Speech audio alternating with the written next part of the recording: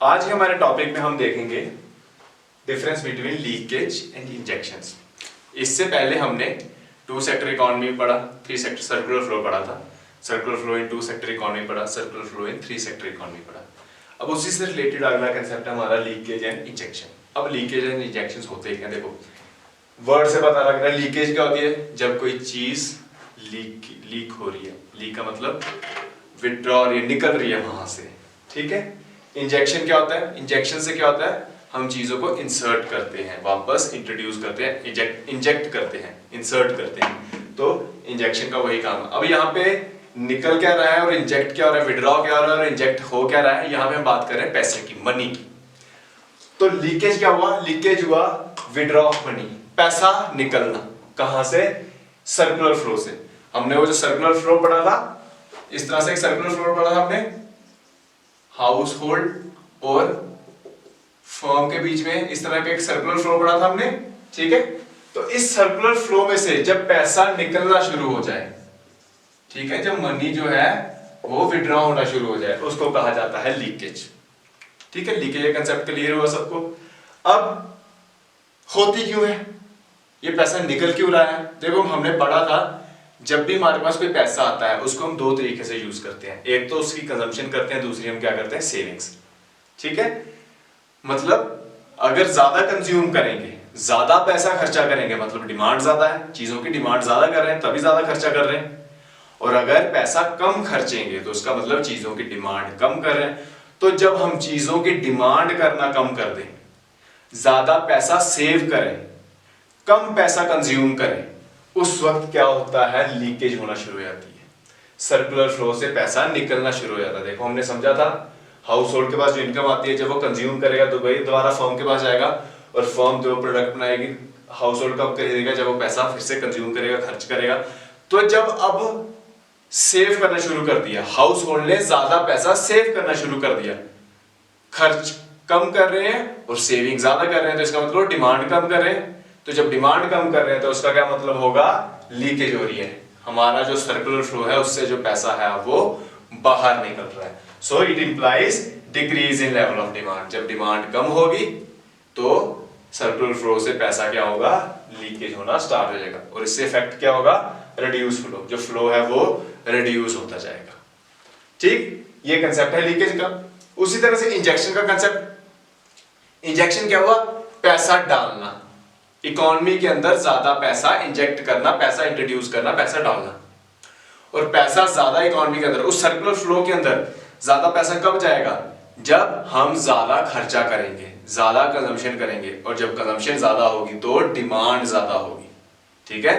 तो जब डिमांड ज्यादा होगी तो उससे क्या होगा, इंजेक्शन होगी। तो इंजेक्शन क्या हुआ, introduction of money in circular flow.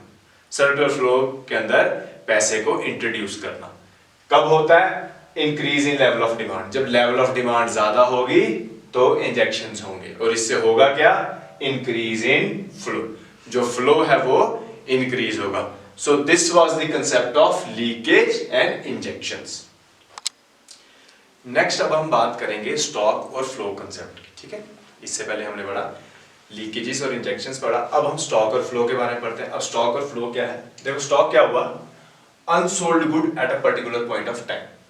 एक पर्टिकुलर पॉइंट ऑफ टाइम पे जब हम किसी चीज की बात करते हैं उसको हम स्टॉक कहते हैं। जैसे मेरे पास इस वक्त 10 चेयर्स का स्टॉक पड़ा है, ठीक है। ये मैंने एक एग्जांपल ली कि मेरे पास इस वक्त 10 चेयर्स का एक स्टॉक पड़ा है। तो मतलब इस पर्टिकुलर पॉइंट ऑफ टाइम पे मेरे पास 10 चेयर्स पड़ी हुई हैं, ठीक।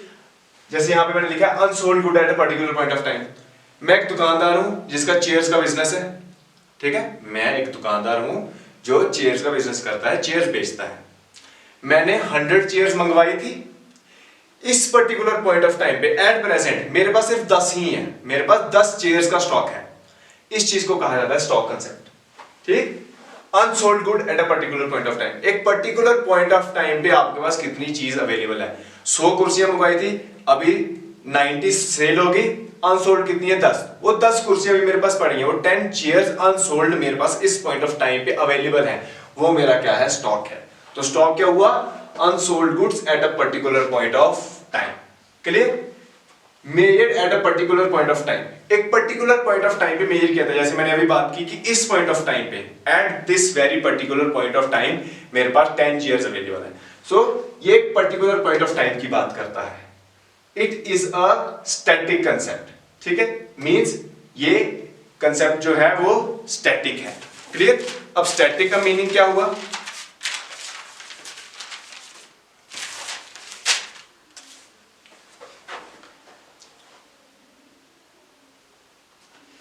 It is a static concept, ठीक है। तो स्टैटिक कंसेप्ट क्या हुआ? मेजरेबल, जिसको हम क्या कर सकते हैं? काउंट कर सकते हैं, काउंटेबल कंसेप्ट है। तो जैसे मैंने बोला कि मेरे पास इस पर्टिकुलर पॉइंट ऑफ टाइम पे 10 चेयर्स अवेलेबल है, तो काउंटेबल था, दैट इज व्हाई इसको हम स्टैटिक कंसेप्ट कहते हैं। स्टैटिक को हम कंसेप्ट हम कह सकते हैं व्हिच इज काउंटेबल, ठीक है। सो stock is a static concept, ये काउंटेबल कंसेप्ट है। इस पर्टिकुलर पॉइंट ऑफ टाइम पे मैं इसको काउंट करके आपको बता सकता हूं कि मेरे पास इस वक्त कितना स्टॉक पड़ा हुआ है, ठीक। नॉट टाइम डायमेंशनल, ये टाइम बाउंड नहीं है। टाइम बाउंड मींस जब हम एक लॉन्ग पीरियड ऑफ टाइम की बात करते हैं, टाइम बाउंड नहीं है, ये एक पर्टिकुलर पॉइंट ऑफ टाइम की बात करता है। जैसे इस पॉइंट ऑफ टाइम पे जो चीज है मेरे पास, टाइम डायमेंशनल नहीं है, एक लॉन्ग टाइम पीरियड की बात नहीं करेगा। स्टॉक ऑफ गुड्स ऑन 31 जनवरी, जैसे मैंने एग्जांपल ली कि 31 जनवरी, देखो एक पर्टिकुलर पॉइंट ऑफ टाइम की बात कर रहा है, 31 जनवरी की बात कर रहा है, तो 31 जनवरी पे मेरे पास कितना स्टॉक पड़ा था। जैसे मैंने एग्जांपल दी थी 10 चेयर्स की, तो मैं कहता हूं कि 31 जनवरी को मेरे पास 10 चेयर्स अवेलेबल थी, ठीक है। तो ये क्या हो गया? मेरा स्टॉक कंसेप्ट हो गया। 2 minute. Stock of goods on 31 जनवरी, जैसे मैंने एग्जांपल ली थी, मेरे पास 10 चेयर्स अवेलेबल है, ठीक है। सो 31 जनवरी को मेरे पास 10 चेयर्स अवेलेबल थी, काउंटेबल हो गया। एक पर्टिकुलर पॉइंट ऑफ टाइम की बात कर रहा हूं, पूरे साल की बात तो नहीं की, सिर्फ एक दिन की बात की, 31 जनवरी की। सो अनसोल्ड गुड्स 31 जनवरी को 10 चेयर्स अवेलेबल थी, उसी पर्टिकुलर पॉइंट ऑफ टाइम की बात कर रहा हूं 31 जनवरी की, काउंटेबल की 10 चेयर्स अवेलेबल थी। नॉट टाइम डायमेंशनल मींस पूरे साल की बात नहीं कर रहा, सिर्फ एक उस दिन की बात कर रहा हूं। तो ये है मेरा स्टॉक कंसेप्ट। इसी तरह से सेकंड है मेरा फ्लो कंसेप्ट। फ्लो कंसेप्ट क्या हुआ?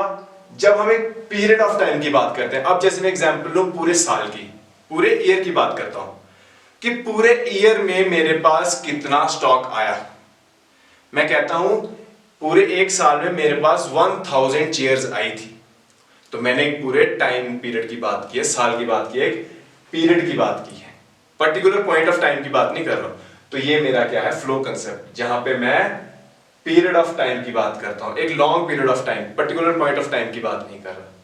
Measured after a period of time, वही बात आ गई, एक पीरियड ऑफ टाइम के बाद इसको मेजर किया जाता है, जैसे 1 मंथ, 1 ईयर, 6 मंथ, कुछ भी, 10 ईयर्स। तो एक लॉन्ग पीरियड ऑफ टाइम की जब मैं बात करूंगा, वो मेरा फ्लो कंसेप्ट हो गया, ठीक है। डायनेमिक कंसेप्ट, इसको हम कह सकते हैं ये चेंज होता रहता है, यहां पे चेंज आता रहता है। देखो जैसे एक साल के अंदर चेयर्स में चेंज आया, साल के अंदर मेरे पास कभी 100 आई होगी, कभी 200 आई होगी, ठीक है। 1000 आई थी, 1000 में से कभी 50 बिक गई, कभी 70 सेल हो गई, कभी 80 सेल हो गई, कभी 100 सेल हुई, कभी 1000 ही सेल होगी। तो चेंज हो रहा है, चेंज होता रहता है। एक ईयर के अंदर देखो कितना चेंज आता है स्टॉक के अंदर, तो इसलिए इसको डायनेमिक कंसेप्ट कहा गया, क्योंकि इसमें चेंज आता रहता है।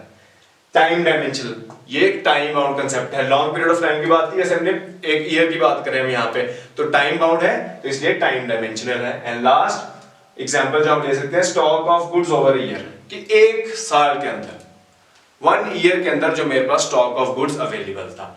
तो this was our flow concept. So ये था हमारा इंट्रोडक्शन पार्ट, जो मैक्रो इकोनॉमिक्स का हमारा इंट्रोडक्शन पार्ट था, कि मैक्रो इकोनॉमिक्स का कंसेप्ट क्या है, क्या क्या चीजें हमने देखनी है। नेक्स्ट क्लास में अब हमारा जो नेशनल इनकम का टॉपिक है, उसके बारे में थोड़ा इंट्रोडक्शन लेंगे। Thank you.